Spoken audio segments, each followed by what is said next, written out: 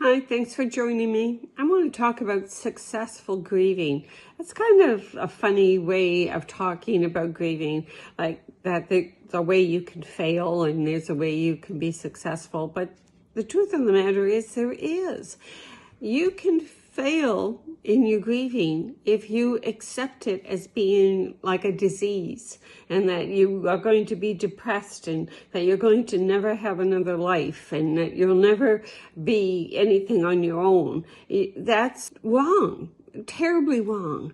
There's a way to be successful in your grieving, and that is to accept your grieving as being part of your healing. Your heart is broken. It's broken badly. It's not going to just heal on its own, and it doesn't have a clock that you can watch and say, okay, it's been this many months or that many months, or this is the time and I can, I'm done, it's year one or it's year two. It doesn't work that way. Successful grieving is the journey of letting your broken heart have its time, letting yourself grieve, letting yourself cry, if that's what you need. Maybe you don't need to cry. Maybe you don't need to hide behind the mask of I'm okay.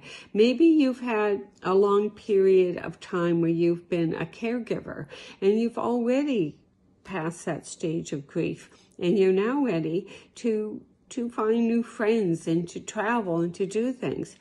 What is successful for you isn't going to be a successful grieving process to someone else. Every widow has her own journey. Don't try and look at your aunt or your friend or someone else and say, well, I'm not doing it right because I'm doing it this way, or that they're doing it wrong because they're doing it that way. What is successful is your journey done that makes you a more fulfilled, happier person. And that's not going to happen overnight. One of the things I want to talk to you about is memories.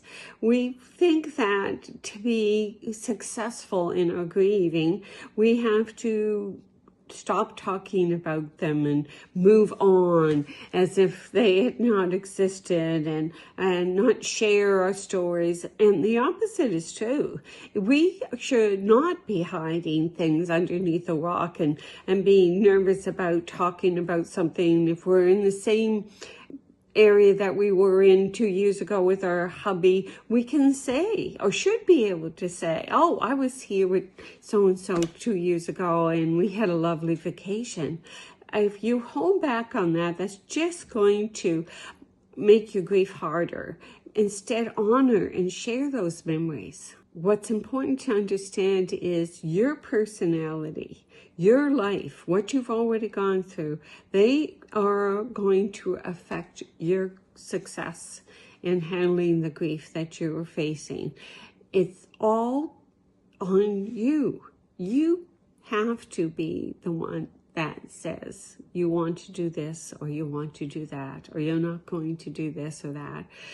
And your personality will handle your grief differently than someone else's personality. And that's okay. You just need to accept it and acknowledge it so that you can move forward with it. I want to just talk about this a little bit. Take a few minutes to think about your basic personality type and how it might influence you. Do you need to be around others, or do you prefer to be alone? Introvert, extrovert. What are you? Is it important for you to feel understood, or do you walk your own path? The opinions of others doesn't matter more to you, or do you say whatever and just I don't care? Do you feel the need to express your grief by serving others? They say that by putting yourself out for others, kindness and volunteering is a great way to heal your own broken heart. Do you write out your feelings by journaling? This is really important. We need to journal, put out our thoughts, feel for what we feel, and acknowledge it. Successful grieving is your journey, your way, and please document it that way.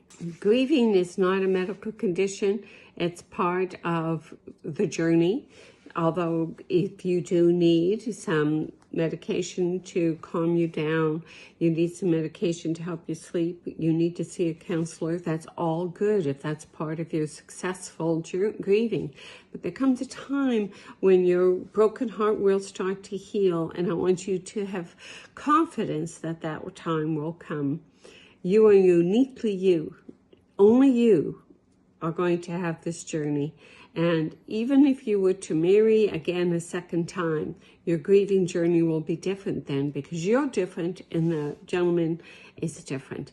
Understand that every situation is part of your life and your journey.